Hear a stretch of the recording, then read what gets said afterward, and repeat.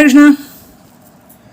तो ये एक कलेक्टिव रीडिंग है एंड हम देखने वाले हैं हालात कैसे हैं आपके बिना। ओके, तो दोनों में से हम 6 कार्ड चूज़ करने वाले हैं। पहला है टैरो एंड सेकंड है रिलेशनशिप ओरेकल। ओके, तो आपके बिना उनके हालात कैसे हैं, चाहे आप मिल नहीं रहे हैं या फिर आपकी बात नहीं हो पा रही है, ऐसे हालत में क्या हो रहा है एंड किस दौर से वो गुजर रहे हैं। थोड़ी सी नज़र डालते हैं एंड ट्राई टू अंडरस्टैंड कि भाई क्या हो रहा है फ़िलहाल। ठीक है, तो चलो पहले मैं कार्ड्स चुन लेता हूँ डायरेक्टली। यस, 6 कार्ड चुनने हमें, 1 2 3 4, ठीक है, 5 और ये आ गया 6। ठीक है, 6 कार्ड तो आ चुके हैं।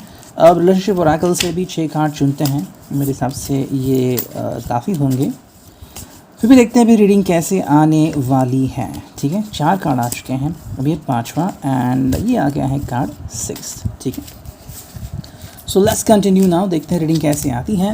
ओके, तो मेरे हिसाब से मुझे ये कार्ड सब सीधे करने होंगे बिकॉज ये आ गए हैं रिवर्स। यस, चलो, तो पहला जो कार्ड है वो है एस ऑफ कप्स। ओके, तो जहाँ पे हम देखते हैं हालात कैसे हैं आपके बिना। ओके, यहाँ पे जो रीडिंग आ रही है मैं आपको बताता हूँ। देखो, कहीं ना कहीं लग रहा है कि यह Pisces, Gemini, Taurus, Aries, Capricorn, Leo, okay, Sagittarius भी हो सकते हैं। कहीं ना कहीं एक नई शुरुआत करना चाहते हैं। हालांकि अगर आपसे प्यार है, मुलाकातें बीच में होती रहती हैं, तो प्यार वैसे ही बरकरार है।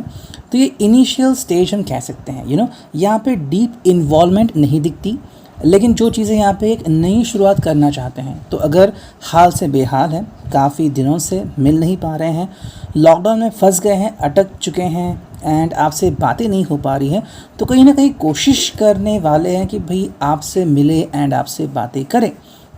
लेकिन फिर भी एक नज़रिया ये भी हो सकता है कि शायद वो अपनी ज़िंदगी में एक नई शुरुआत करना भी चाहते हैं, अगर ये उनके लिए मुमकिन हो सकता है तो। सेकंड जो कार्ड है वो है 6 ऑफ कप्स। तो सपने बुनना यहाँ पे हो रहा है एंड अगर आप इनके साथी नहीं हैं, ध्यान से सुनिए, अगर आप इनके साथी नहीं हैं तो कोई और है जो इनका साथ निभा रहा है। ठीक है, अब ये कोई भी हो सकता है, शायद उनके पड़ोसी हो सकते हैं या फिर कोई उनका अच्छा दोस्त हो सकता है जो उनके इस समय में इनकी हेल्प कर रहा है। ठीक है, मे बी उनका घर शायद कोविड पॉजिटिव हो सकता है या फिर वो जहाँ पे रह रहे हैं वहाँ पे हालात बहुत ख़राब हो सकते हैं। ऐसे हालत में या तो अगर हम प्रैक्टिकली बात करते हैं तो शायद कोई इनको सपोर्ट कर रहा है जिसकी वजह से ज़िंदगी थोड़ी अच्छी बन रही है। वही अगर हम बात करते हैं सोशल मीडिया की, तो अगर आप इनके साथ कम्युनिकेट नहीं कर रहे हैं तो कहीं ना कहीं लग रहा है कि शायद कोई और है जो इनको सपोर्ट कर रहा है। या तो अगर आपका ब्रेकअप हो चुका है तो कोई ना कोई इनको ब्रेकअप से बाहर निकालने की कोशिश कर रहा है।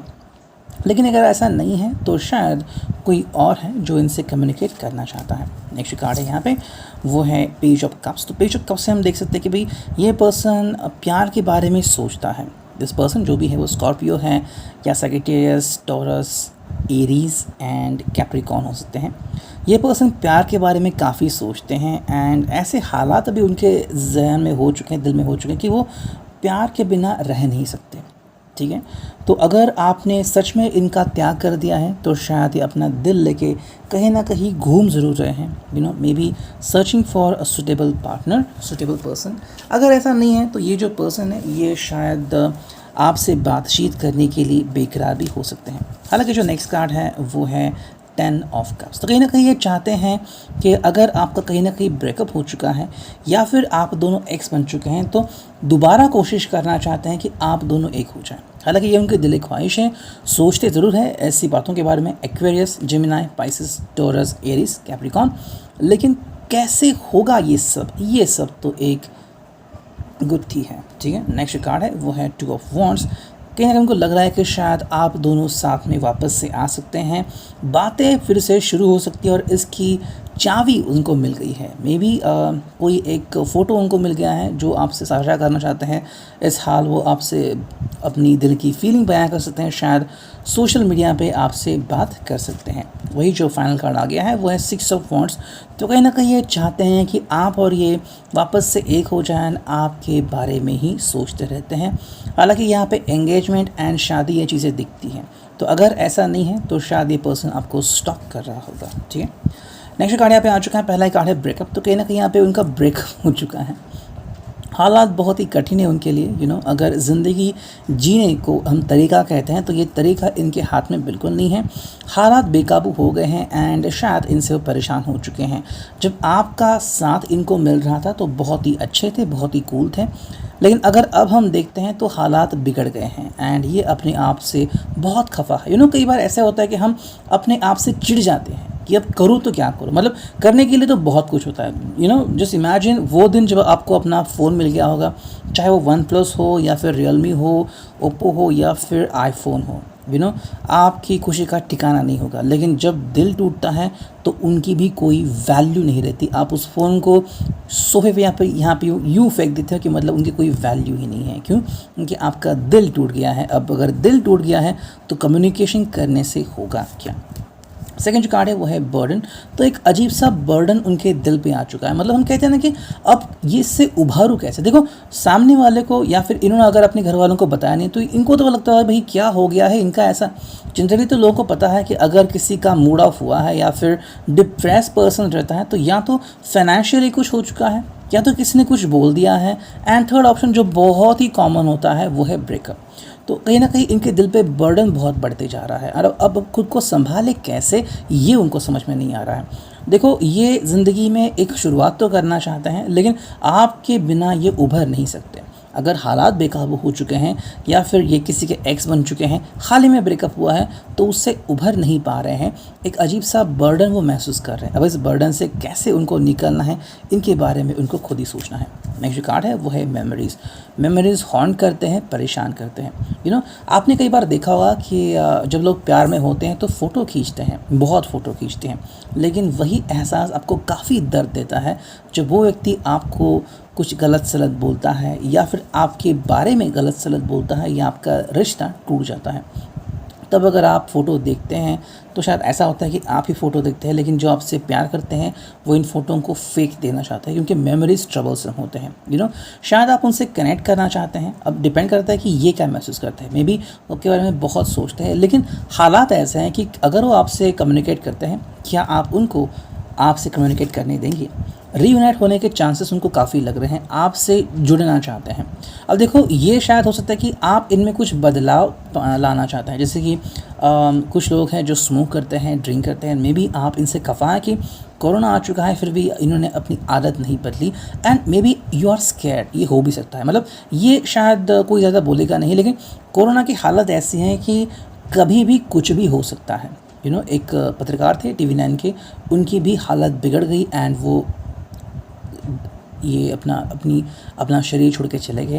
अब उनके पीछे उनकी बीवी थी एंड बच्चा था, एंड मोस्ट इम्पॉर्टेंटली अब उनकी फैमिली को सपोर्ट कौन करेगा? कैसे वो फैमिली को पैसे मिलेंगे एंड कैसे उनकी फैमिली रेज होगी? मतलब ये बहुत बड़ा क्वेश्चन है। अब जो भी पर्सन है जो फैमिली शुरू करना चाहता है, अगर आपके बारे में बात करें तो शायद आपको उनमें वो दोष दिखाई दे रहे हैं। केयरलेस है, मास्क नहीं पहनते, अगर आप सिर्फ बात करते कि ये आपके काफ़ी अजीज़ हैं, काफ़ी करीबी हैं, तब तक भी हालात ठीक है। लेकिन जब आप बात करते हैं एज अ लव्ड पर्सन या फिर आपके फ्यूचर हस्बैंड या आपके फ्यूचर वाइफ, तो बहुत बातें ख़राब होती है। आई थिंक लोकशाही न्यूज़ जो चैनल है वहाँ पे एक वीडियो डाल देगा कि एक जो फीमेल पर्सन थी जो आई थिंक मुंबई छोड़ के जा रही थी, तो उनको पूछा गया यूँ ही कि आप क्यों जा रही है। मे बी उनको कोरोना का डर था। उन्होंने पूछा कि आपको कोरोना का डर है, तो उन्होंने ऐसा पूछा कि आंटी आप क्या कर रहे? तो उन्होंने कहा कि पहली बात मुझे आंटी मत कहो, एंड सेकेंडली कहा कि किसी की शादी है इसलिए मैं जा रही हूँ। मतलब उनको कोरोना, और उन्होंने ये भी साफ किया कि मुझे कोरोना का बिल्कुल डर नहीं है। मतलब क्या लोग बेवकूफ़ जो ऑक्सीजन ना मिलने के कारण अपनी जान गंवा रहे हैं? दिल्ली के बारे में बताया गया, मतलब हालात कैसे हैं एंड लाइक वाइज। तो ये चीज़ के बारे में आपको ज़्यादा सोचने की ज़रूरत है। आपसे रीयूनाइट होना तो चाहते हैं, लेकिन क्या आप इनको रीयूनाइट होने देंगे? ये भी बहुत इंपॉर्टेंट बात है। नेक्स्ट कार्ड है वो है मिस्टेक। तो शायद जो गलतियाँ हुई है उनसे उनके बातों के ऊपर काफ़ी विचार कर रहे हैं। देखो कैसा होता है ना कि कोई एक पर्सन अपनी एक चीज़ को लेके आगे बढ़ता है। अब शायद ये उनका स्वभाव होगा या फिर उनकी आदत होगी, लेकिन बात तब आती है जब इनकी आदतें किसी के लिए प्रॉब्लम्स क्रिएट होते हैं, एंड तब आप बहुत गुस्से में देखते। जैसे कि मान लीजिए कोई एक पर्सन है जो कभी किसी टाइम में एक बॉस था या फिर उसकी खुद की दुकान थी। अब वो कभी भी आ सकता है, कभी भी जा सकता है, लेकिन वही इंसान जब जॉब करने लगता है तो यही आदत बाकियों को बहुत ख़राब लगती है कि हम इतना काम कर और ये कोई भी आ रहा है जा रहा है, मतलब ये बात जो है ये कहीं जगह पे हो रही है, मिस्टेक यहाँ पे हो रही है। तो अगर इन्होंने अपने आप से कुछ मिस्टेक की हैं या फिर हो गई हैं तो इनको इसका हर्जाना ज़रूर भरना पड़ेगा। नेक्स्ट कार्ड है वो है सरप्राइज़ एंड फाइनल कार्ड है ब्रेक रूल्स।